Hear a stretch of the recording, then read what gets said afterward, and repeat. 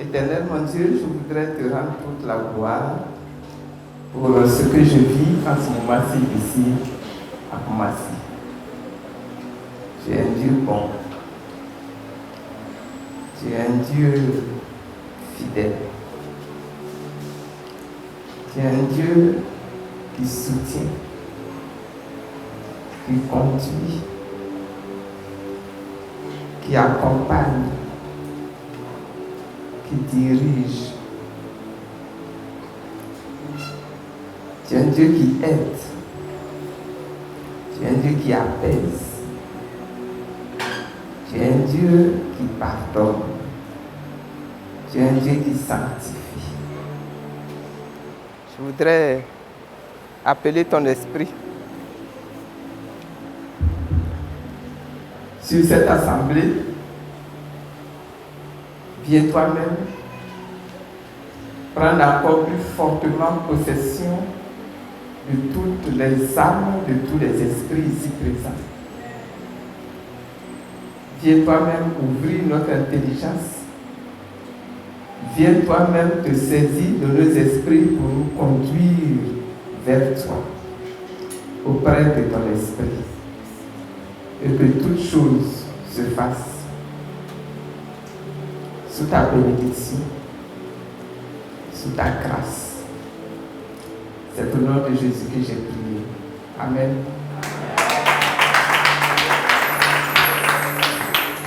Je voudrais vous présenter mes excuses parce que je vais rester assise pour parler. Ça fait quelque temps que je travaille et je suis un petit peu fatiguée. Salut à la prophétesse de Moro. C'est grâce à elle que je suis au milieu de vous cet après-midi. Merci beaucoup d'avoir pensé à moi. Merci pour l'honneur que tu me fais de me donner ton micro ici. Je voudrais saluer les grands serviteurs de Dieu qui sont là devant moi et rendre gloire à Dieu pour vos vies, pour tout le travail que vous faites ici à Koumassi et dans toute la Côte d'Ivoire. Merci aux chefs de communauté qui ont fait le déplacement pour venir m'accueillir ici et m'honorer. Merci à moi-même, mon pasteur, le pasteur Kassi Désiré.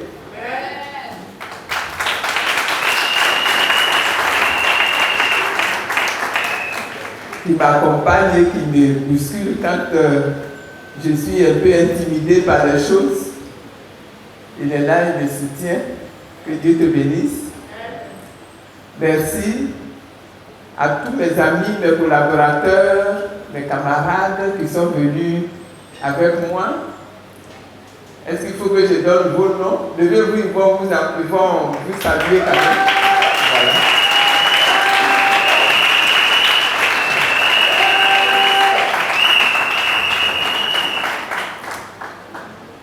La prophétesse de Moro, quand elle m'a rencontré, elle m'a dit que vous avez une activité qui se déroule chaque année depuis déjà plusieurs années et avec pour objectif d'honorer la femme, de lever la femme et surtout de l'aider à comprendre que elle est un être extraordinaire, un être exceptionnel.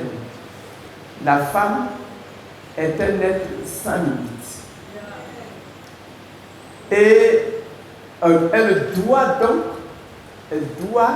à cause de cela, se comporter tous les jours en une personne qui n'a pas de limite. Souvent, quand on dit tu es sans limite, c'est négatif. On dit tu ne sais pas, tu n'es pas sage. Tu ne sais pas t'arrêter. Mais ce n'est pas dans ce sens-là que cette phrase-là est donnée. La femme, elle est capable de tout ce qui est pied. Et je suis allée chercher dans la Bible, est-ce que cette pensée a un fondement biblique? Et je me suis rendu compte que dans la Bible, nous avons beaucoup d'exemples qui montrent que la femme, là, quand elle fait, elle peut être sans limite.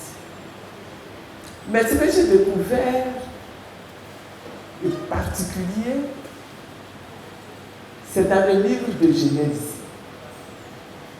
Dans le livre de Genèse, à Genèse 3, au moment où Dieu, qui est en colère contre sa création, contre Adam et Ève, et contre le serpent, se met à réprimander chacun, Dieu va s'adresser à Ève et il va dire ceci. Il va s'adresser d'abord au serpent, il va dire ceci. Puisque tu as fait cela, tu seras maudit parmi tout le bétail et tous les animaux sauvages. Mais il dit, tu marcheras sur ton ventre et tu mangeras de la poussière tous les jours de ta vie. C'est une malédiction puissante, une condamnation puissante de Dieu. Mais ce que j'ai retenu, c'est ce qu'il dit au verset 15. Il dit, je mettrai l'hostilité entre toi et la femme. Dieu, là, quand il a créé l'homme d'abord. Hein. Et on dit que c'est l'homme qui est le chef.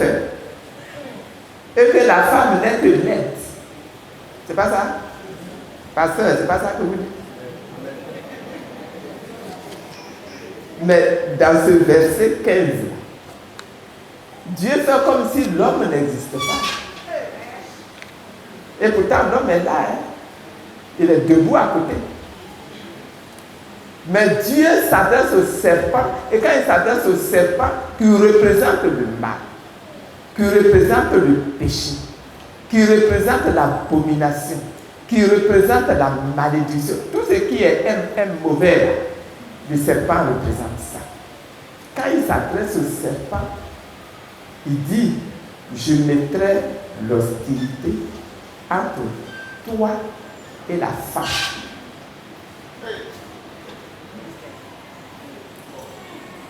Il dit, entre ta descendance et la descendance de la femme. Hein? Mais si vous êtes où? On ne s'adresse pas à vous. Hein? Ce n'est pas votre descendance qui est concernée ici. Hein? Il dit, je mettrai l'hostilité entre ta descendance, toi serpent, et la descendance de la femme. Il dit, celle-ci t'écrasera la tête. La descendance de la femme là va écraser la tête du serpent. De la descendance du serpent. Je ne sais pas si vous me suivez. Hein? La descendance qui va écraser le serpent là. On ne parle pas de l'homme dedans. C'est quoi ça? On ne parle pas de l'homme dedans. Pasteur, on ne parle pas de l'homme dedans.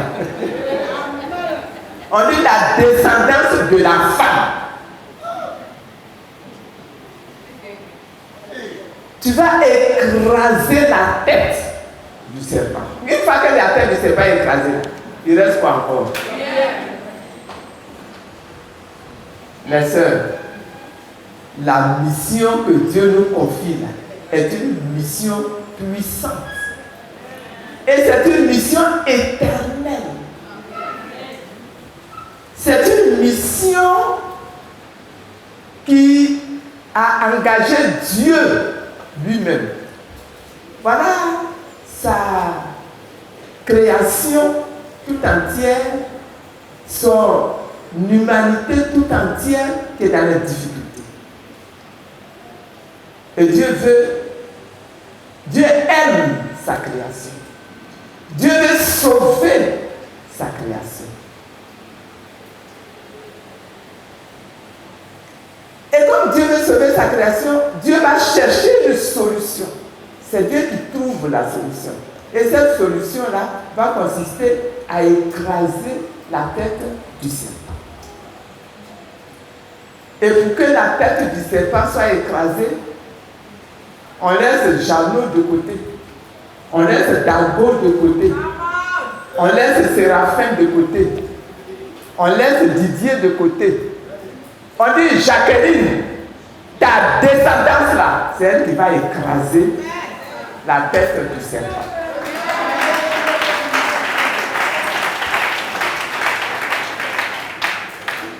Serpent, toi aussi tu lui feras du mal.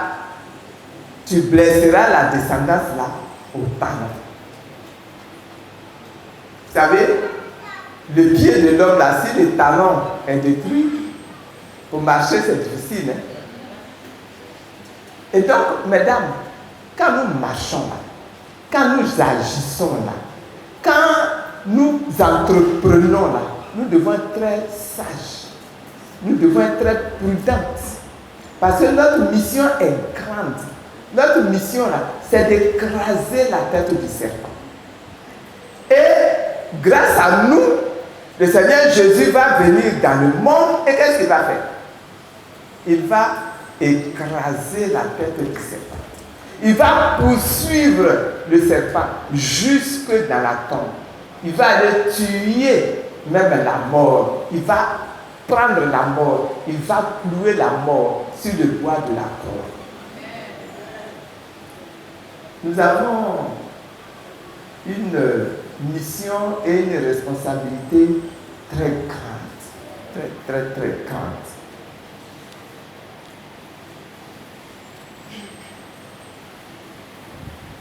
Nous avons une alliance. Parce que quand Dieu te donne une mission comme ça veut dire que lui, il est à côté. Hein?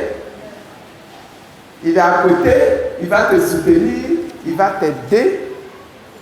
Comme la prophétesse a dit, je dois parler aujourd'hui et je dois encore parler dimanche. Donc, aujourd'hui, je vais diviser mon message en deux pour ne faire qu'une partie avec peut-être un peu de témoignage et puis dimanche on va développer un thème qui va, j'espère également, vous intéresser.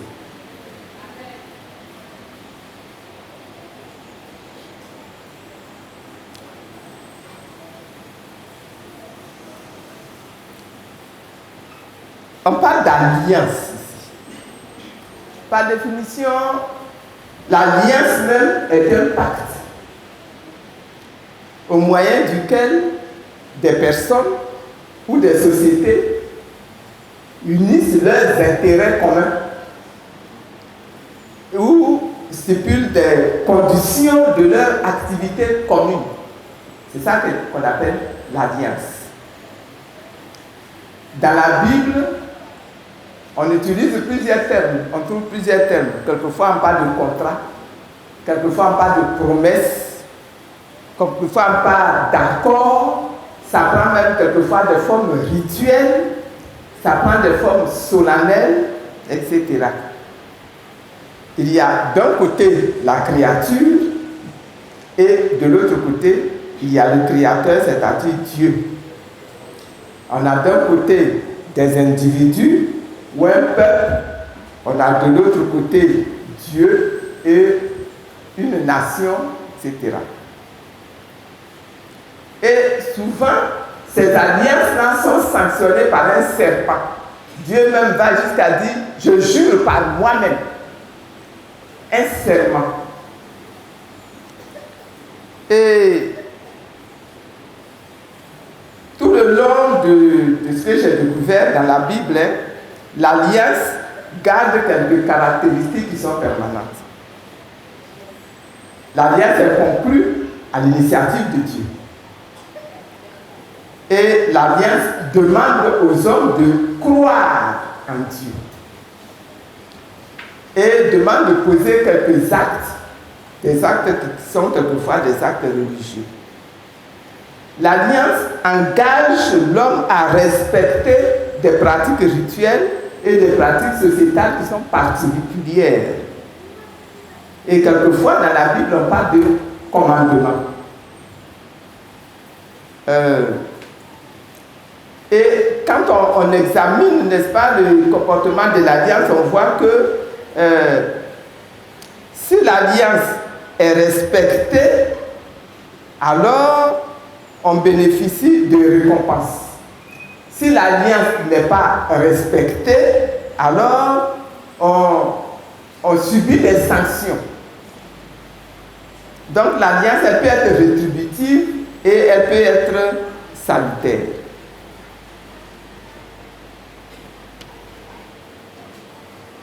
Quand on respecte l'alliance, on en recueille des fruits. On en recueille des fruits. Et ces fruits-là, la plupart du temps, c'est d'abord pour sa propre vie intérieure. Et puis, ce sont des fruits qui aident à mieux vivre ici-bas. Et puis, quand on respecte l'alliance, on bénéficie du salut. Mais le salut, c'est la récompense après la mort. Donc, quand j'ai lu ici la femme et les alliances, je me suis dit, quelle est l'attitude que la femme doit adopter pour tirer bénéfice de son alliance, pour qu'elle devienne effectivement une femme sans limite. Alors, je vais maintenant passer au témoignage. Quand en 2011, nous étions sous les bombes à la résidence, c'était difficile et il fallait demeurer dans l'alliance. Il fallait s'accrocher à la foi en Dieu. Et quand c'est comme ça, Dieu, il vous répond. Je suis sûr que beaucoup d'entre vous l'ont expérimenté, les pasteurs qui sont là l'ont expérimenté sûrement tous les jours. Notre Dieu est un Dieu qui entend. Quand vous parlez, il entend. Et quand il entend, il répond. Et il y a quelqu'un qui a fait un chant là-dessus d'ailleurs. Notre Dieu, il entend. Il est un Dieu qui entend. Il est un Dieu qui répond. Et la réponse que moi j'ai reçue à cette époque-là, c'est dans le texte de Psaume 91. Dieu dit, pour vous là, je suis un Dieu fidèle. Mais ma fidélité est un bouclier et une cuirasse. Notre Dieu, il est extraordinaire. Hein? Il n'utilise pas n'importe quel mot, n'importe comment, au hasard, dans n'importe quelle condition. Nous étions sous les bombes. C'est comme quand tu sors dans la rue là, tu tombes sur quelqu'un qui a une arme, prêt à tirer sur toi. Et Dieu te dit, toi là, 75. Tu entends le pistolet qui commence à crépiter. Tu entends la Kalachnikov qui commence à crépiter. Et il te dit, pour toi là, je suis un bouclier. Ma fidélité est un bouclier et une cuirasse.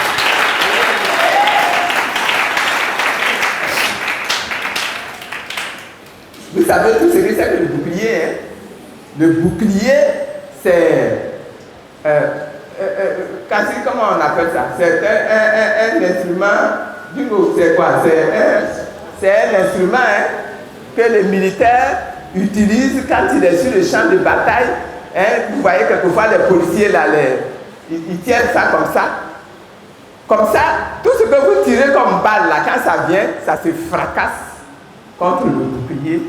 Et le soldat, il est en sécurité derrière son bouclier. Nous étions sous les bombes.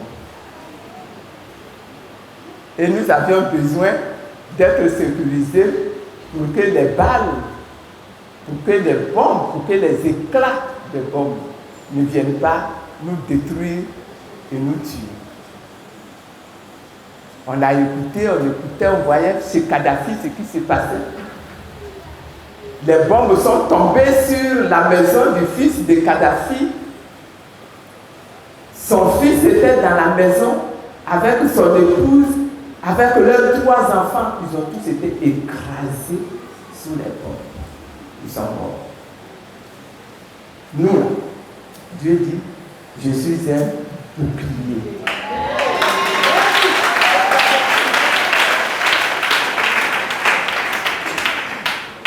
Il dit, non seulement je suis pour vous un bouclier, mais comme un bouclier peut quand même se fendre, hein?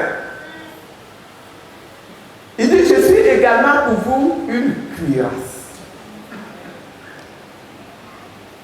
Parce que tu sais que la cuirasse, c'est une espèce de...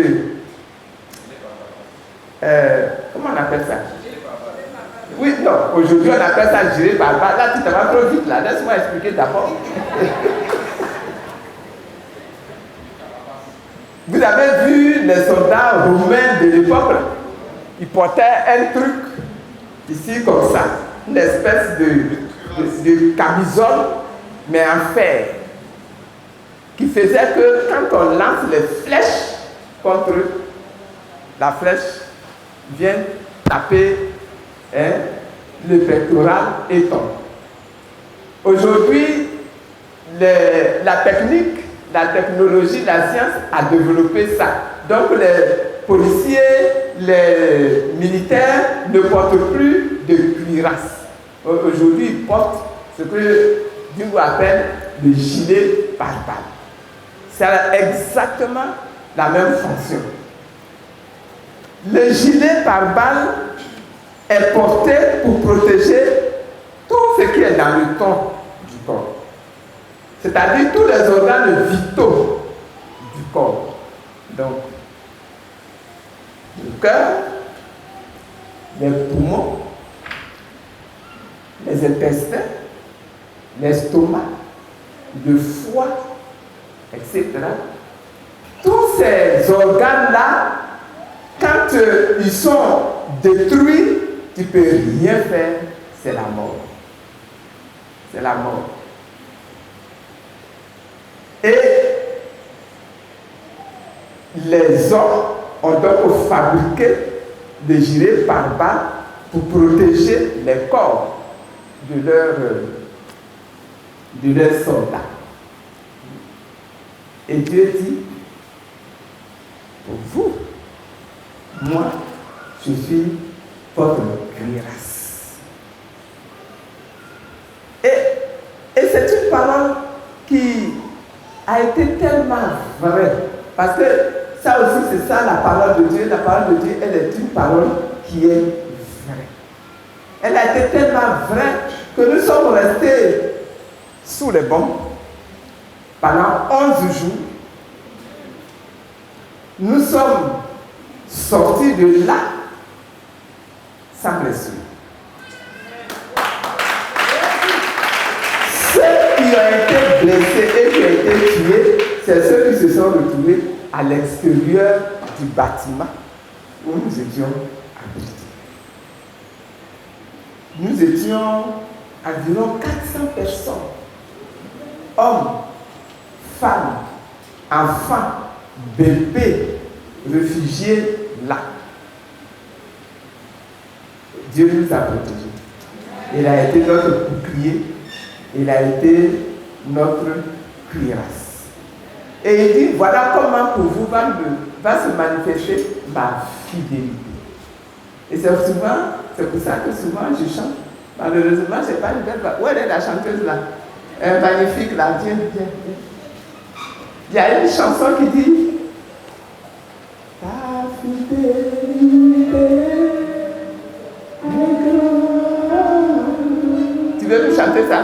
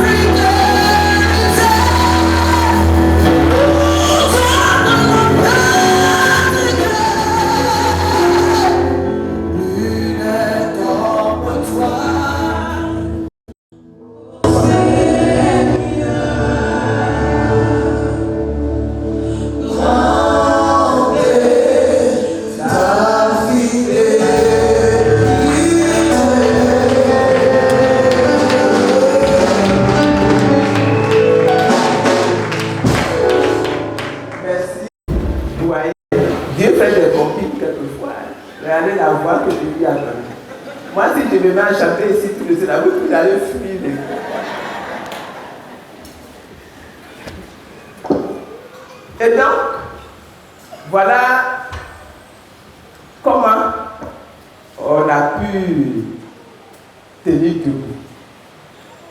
On a pu résister. Je suis persuadé que si à chaque étape de tout ce temps que nous avons vécu, pour moi, ça a duré à prison 7 ans. Pendant les 7 ans, s'il n'y avait pas eu les paroles de Dieu pour m'accompagner, pour m'éclairer, pour quelquefois me rappeler à l'ordre. Parce que par exemple, à un moment donné, ça commençait à devenir long. Donc je commençais maintenant à douter sans m'en rendre compte. Et il te dit, ne t'ai-je pas dit que si tu crois, tu verras la gloire de Dieu.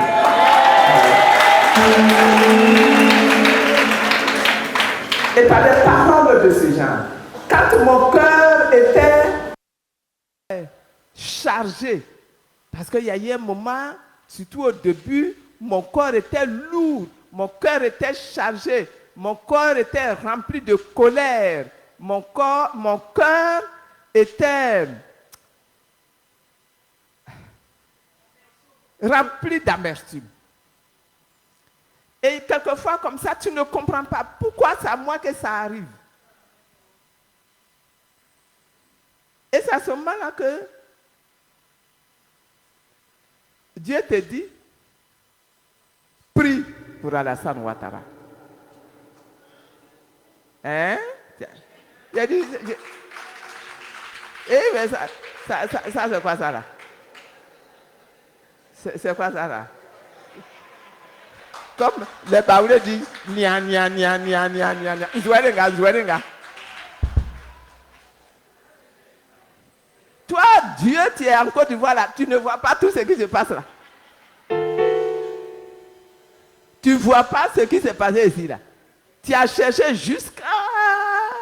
C'est Alassane Ouattara, là, c'est celui-là qui te plaît aujourd'hui jusqu'à... Il faut prier pour Alassane Ouattara. Il ne prie pas. Il dit, ma fille, j'ai dit, prie pour Alassane Ouattara. Demain, on parlera de l'obéissance à Dieu.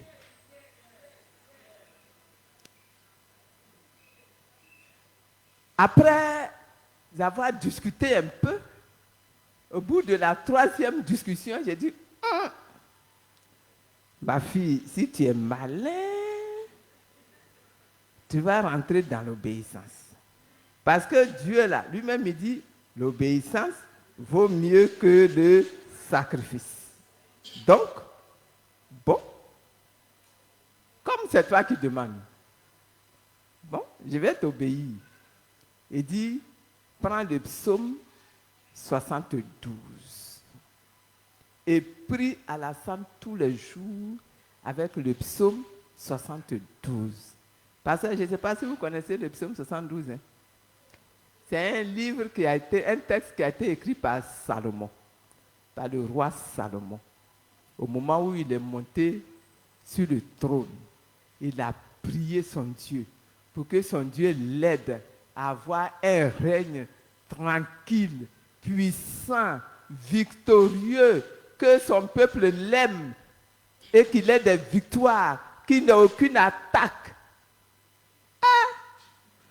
J'ai dit, mais Dieu, tu regardes ce texte-là, est-ce que ce n'est pas un texte que tu aurais dû me révéler pour que j'ai pris pour Gbagbo Laurent quand il était au pouvoir?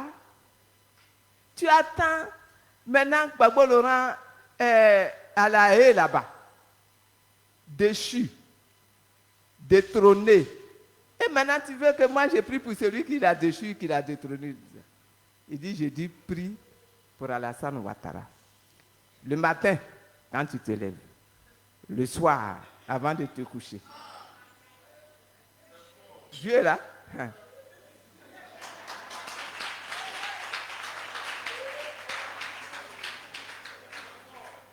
Donc, par obéissance, j'ai pris le texte et puis je me suis mis à prier.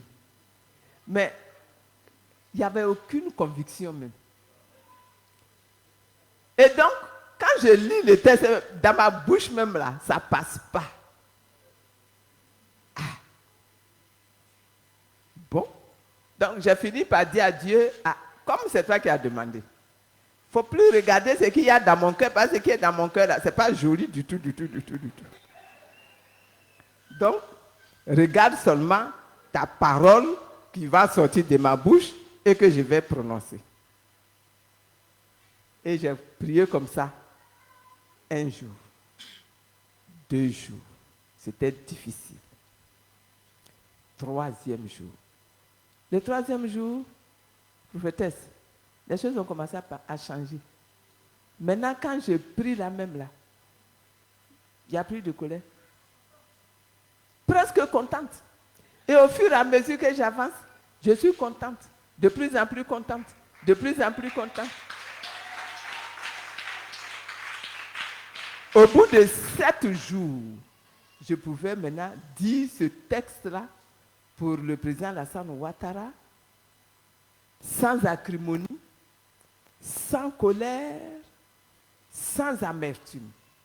Et je me suis rendu compte que c'est une loi de Dieu que je venais de découvrir.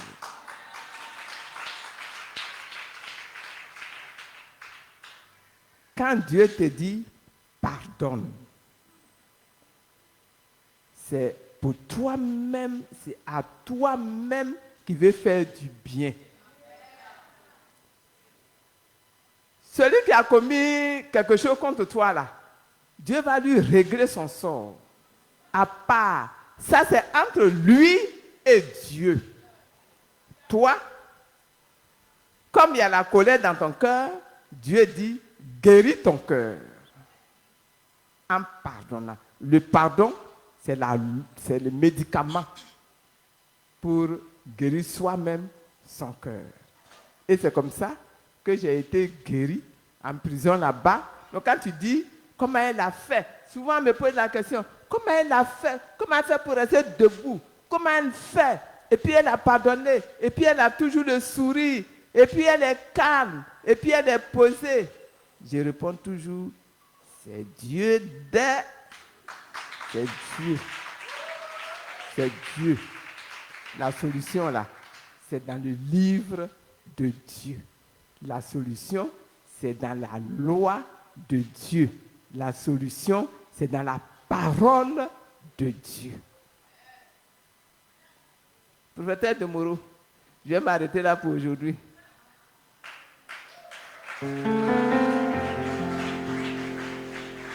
Que Dieu nous bénisse. Gloire à Jésus. Est-ce qu'on peut acclamer le Seigneur? Est-ce qu'on peut tenir debout? Alléluia.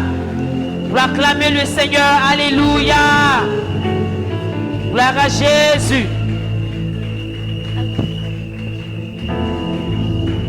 Nous avons un Dieu qui est bon. Nous avons un Dieu qui est puissant. Même quand les choses ne sont pas terminées, mais nous devons garder notre confiance en Dieu. Je ne sais pas si tu connais ce chant. Ma voix là aussi n'est pas bonne. Je te fais confiance. Je te fais confiance. Ce n'est pas facile pour moi de chanter ce refrain. Je te fais confiance. Je te fais confiance. Ce n'est pas encore fini, mais je te fais confiance. Vas-y. Je te fais confiance. Je te fais confiance. Ce n'est pas facile pour moi. Je te fais